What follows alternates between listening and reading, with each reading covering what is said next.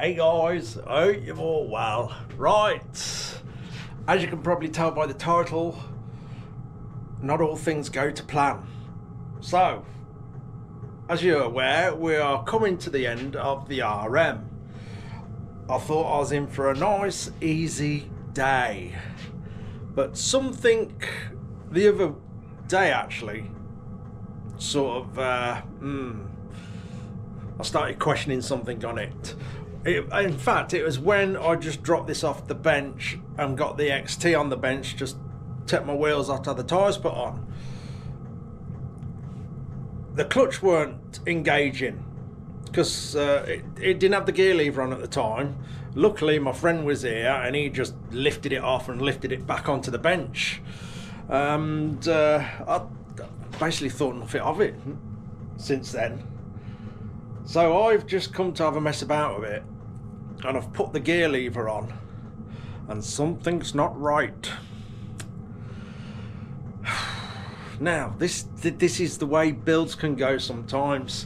It can't be all straightforward and smelling of roses and golden all the time.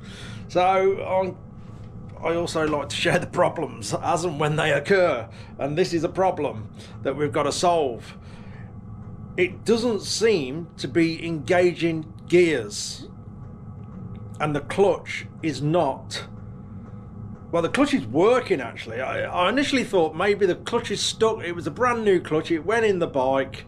Yes, I put oil on it, but it's been standing. It could still stick, but I've had all that off. As you can see, I've got all the side casing off again. The clutch is free. The clutch seems to be operating fine. It is not engaging any gears. So I'm thinking, have I done something wrong? Has something dropped out and I haven't realised? Is something I haven't clipped in properly? Yes, I am completely blaming myself for everything because it possibly was something I've done, which again can happen. There's no shame in admitting it. Like I say, you can't get everything perfect every single time. The best of the best mechanics, Formula 1 mechanics, make mistakes. So I've got to investigate it and find out what it is. So let's have a look. I've got the gear. Just something does not feel quite right. When you, it's not making the right noises to me. So rather than take the Viking approach and throw it off a cliff, roll it down the biggest hill possible, hit it with an axe and an hammer, and then throw it in the sea, I've decided to take the next approach and start removing things and find out what the problem is. And hopefully it's going to be something really simple. I'll have a little laugh at myself, call myself all the idiots under the sun, and put it right. But I've got to remove the clutch to take a look. So here we go, let's get stuck in. I'm hoping to find something really simple. We can get it sorted and back onto our merry way with the last remaining jobs on this bike. It's a little bit of an hiccup, but hey, no point in getting upset about it. This sometimes happens. Right, let me get something clean to drop that clutch. In fact, you can go over on the table. I've cleaned all the table this morning.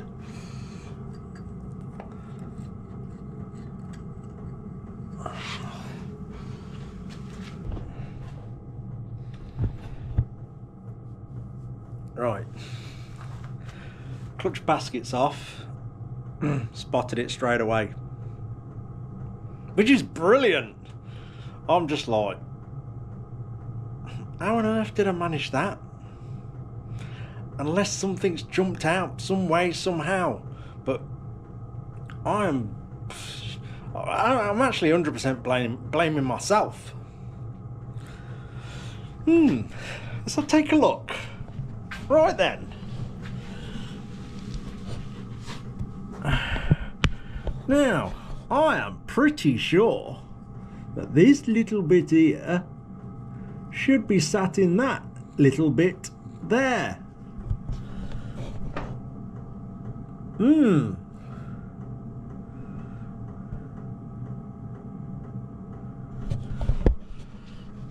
I could sit here and make loads of excuses up. I'm not gonna. I must have just moved something or pushed something. It's come out of the way.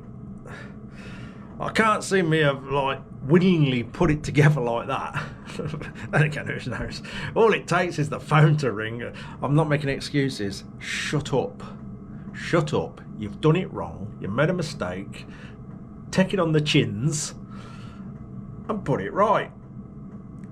Okay, that's what I'm going to do. That is silly, isn't it? Yeah. It's good though, at least we ain't got a monumental problem. At least something catastrophic hasn't happened. And it's something simple, although we've had to half strip the bike down again. Never mind. Right, let's deal with it and get it back together. Right, I've pulled this selector out a little bit. We just got to carefully try and entice that back in.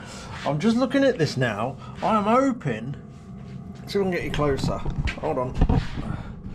See this bit here? So that sits against the outer casing on here. I am hoping something isn't worn or hasn't worn. Oh, I don't know what I'm saying now. Get your words out, boy. I'm hoping something hasn't worn between that and the casing, the bit that holds it in, that's giving it enough movement to pop off. I really am hoping it's just a silly mistake I've done and that isn't the case. So that this bit here goes against this bit there. I'm trying to, I need another hand. That bit. I can't get it. This bit sits against that. I'm hoping they're in a like slight bit of wear between the two, enabling that to come out. Because all it'd take is for you to push the gear lever shaft over this side, and that's what'll happen. If that like got bumped in a bit, that would happen. I'm going to have to get that back together, put this outer casing on, and make sure that's not happening before I put everything back together. Well, let's see. That should push across there. It may need a little nylon persuasion. There we go. Right, that's how it should be. So when I put my hand under the bike, wiggle the gear lever, it will now select. Ah, see, it's making that sound, that recognisable gear changing sound, which it wasn't doing before. Now what I need to do is put the outer casing on. I'll just put a couple of fixings in it so it holds it against the engine, and actually go around the other side and give the gear lever a little palm bump and see if that jumps out. Let's see. Right, we've got the outer casing back on. It's dodgy. There's a fair old gap. So as you can imagine, when you're changing gear with your foot, there's no way you can control sideways motion on the gear lever. And watch this. That is so close to jumping off this. That's a lot of movement. Bear in mind, I haven't even got the gasket on this. I know the gasket's not a lot, but it does bring it away that little bit further. And under sort of gear changing pressure, I think I could quite easily jump off that. Right, I've got to figure that out. Let's put the screwdriver so you can see between that bit. There's a fair old gap. And I really don't think there should be any wear and tear of an old bike, I guess. Okay. Right, I've got the light on my phone. See if you can. This bit here we're looking at. I don't know if you can about make that out. We have got quite a gap there.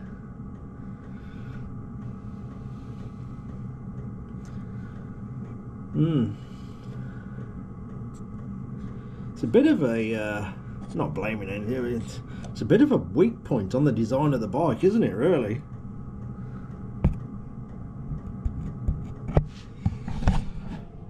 Right, I've got to perform some sort of trickery so that can't happen. It definitely comes away enough if you think the force on the gear lever that's operating that selector, and it's just hanging on to that bit that we've popped back in, that could easily pop straight back off in the future. So not worth putting the bike back together with it like that. Something needs doing, definitely. We'll work something out. Right, been having a little think. We have very, very limited options here. I don't know if you'll see this. You'll see on here with a colour difference on the bottom of this where we've got signs of wear. Not worn bad, it's just basically took the coating off. But we don't know if the casing side of things has worn right back. We won't be able to tell without a brand new casing sat here and measure the differences. I haven't got that option right now. Obviously that's been bumping against that since 1997 and doing this business against it since 1997. So it's a good chance the casing's worn. That I've just showed you, that's just discoloration on the coatings. Let's take this over here.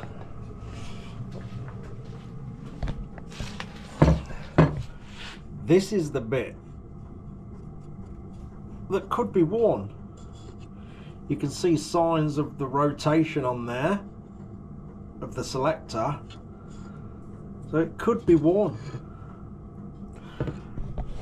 And of course this casing's magnesium,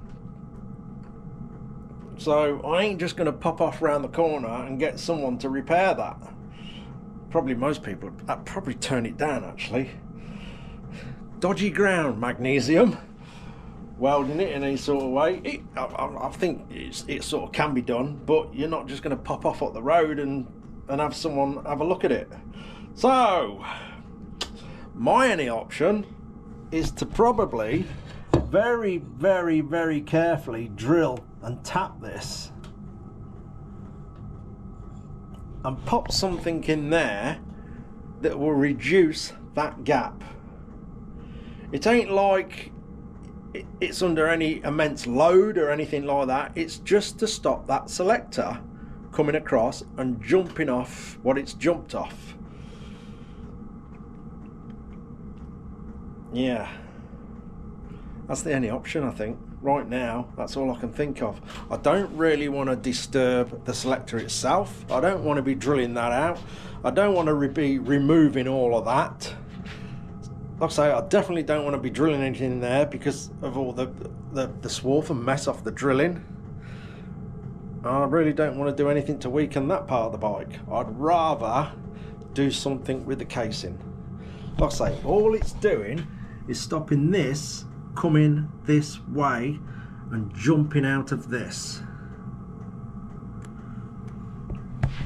Some people may not agree, but I think I can do something there that'll solve it and stop it happening.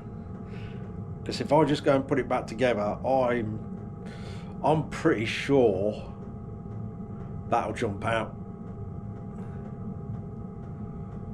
Yes. Anyway, let's figure it out. Right, one more thing. I've just spotted something else that definitely gives me a sign that something is worn.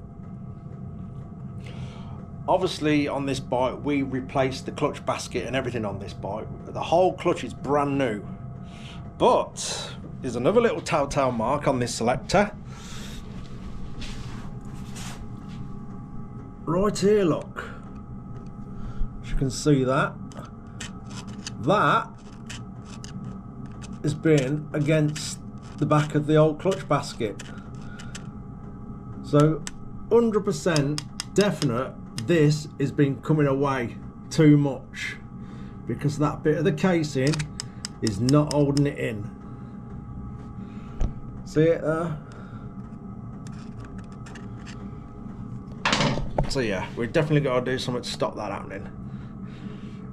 Like I say, we could put it back together. Sam could ride it for 6 months and it might not happen. Or he could ride it 200 yards up the road and bump, that bounces out and he's going to have no gears. So let's sort it out. Right, serious business, the glasses have gone on. Microsurgery. Okay then, so I think right here, right now, the only option I have, the only option I can think about, obviously there's probably going to be loads of options fired at me in the comments, but bear in mind this will be already done. I've got an M3 button head, if I can pick it up, fat fingers. That button head is about, the actual button head is about 2 mil, probably just a fraction over. I have the drill and the tap. I'm going to carefully drill into that, and then we're going to drop this button head in there, which will be like so, which will keep all that together. It'll stop that selector coming out and dropping off, which I'm pretty sure that's happened. I'm not trying to escape me possibly making a mistake at all, but 100% that could definitely happen with the gap we've got, with the wear in the casing.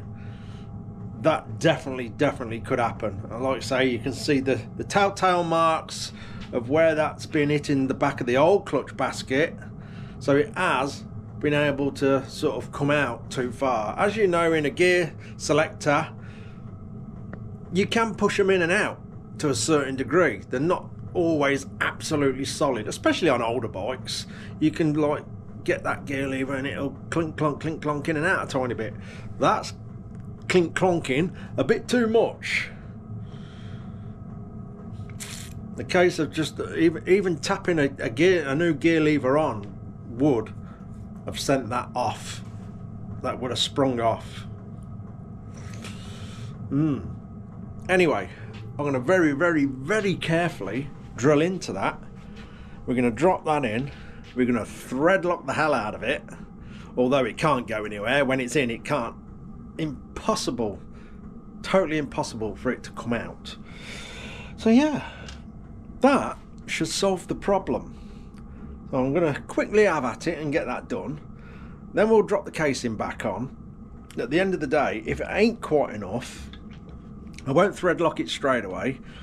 I can actually pack that out.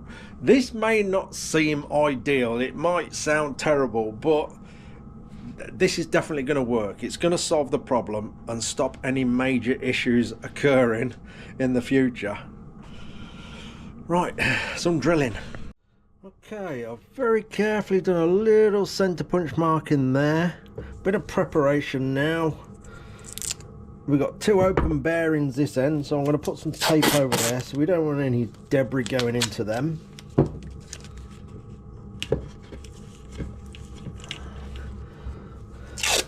Might as well do that one as well. There's any oil seal on that one, but for what it takes, let's cover it up. Right, nothing else that needs protecting in there, we're all good. Okay, let's drill it out.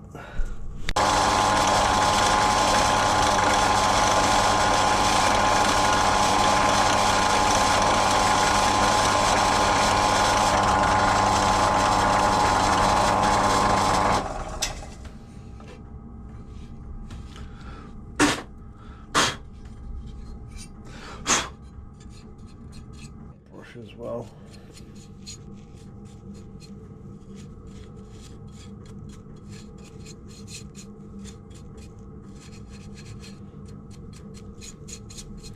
Right, let's tap that out. So I'm not going to thread lock it yet. I want to see if this little idea is going to work. I'm pretty sure it's going to do the job, but I just want to check that that is raised enough to stop that selector popping off again. Right, let's give it a whirl. Right, I've had the little screw back out. I've got thread lock on it. Put it back in.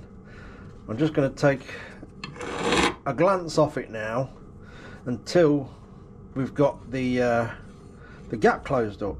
And then obviously we're going to put the gasket on as well, which the thickness of that is not really there.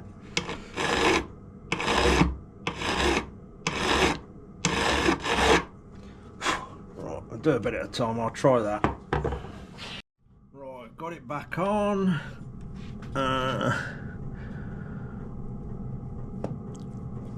Right, still a little bit of light coming through the casing join. I reckon a couple more passes. It's definitely against it. It definitely can't move this way anymore. I'm just going to do another couple of glances across it.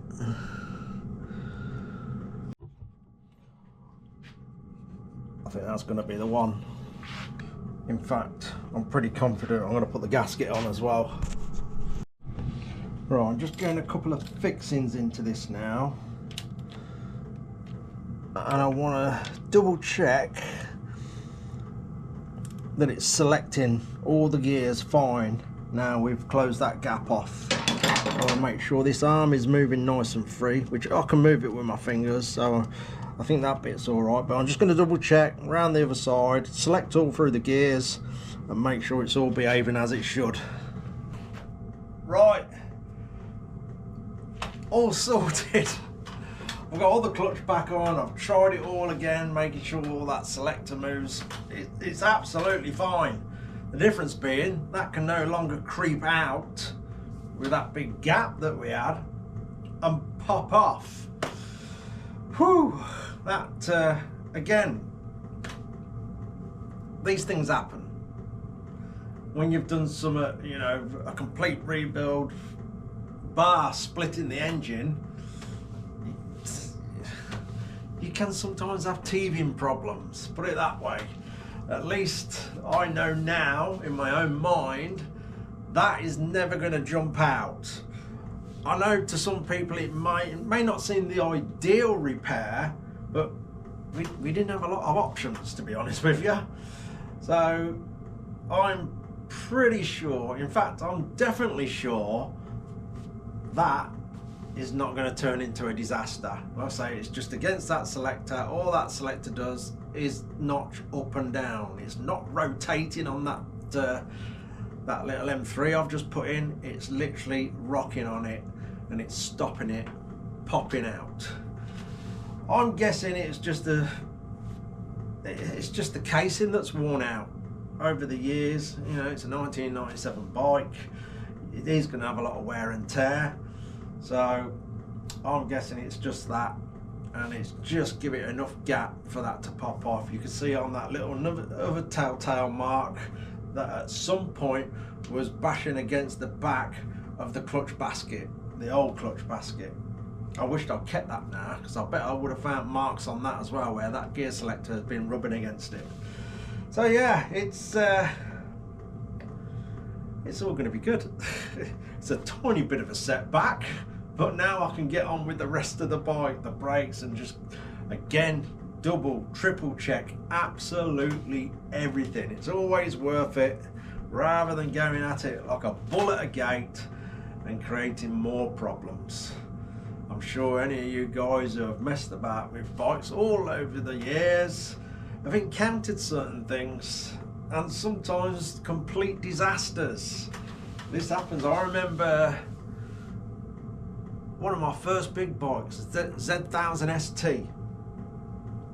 I can't remember what went on. It was something on the top end to do with the cams and all that.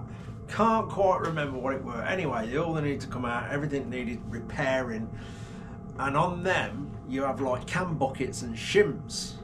So you have to re-shim them. You used to be able to get all different size shims, so you had to get the measurements and get all the shims to re-shim it. And they're sat in the top of these little buckets. And I'd done all that, cams back in, re-shimmed it a lot, and it ran like a dream.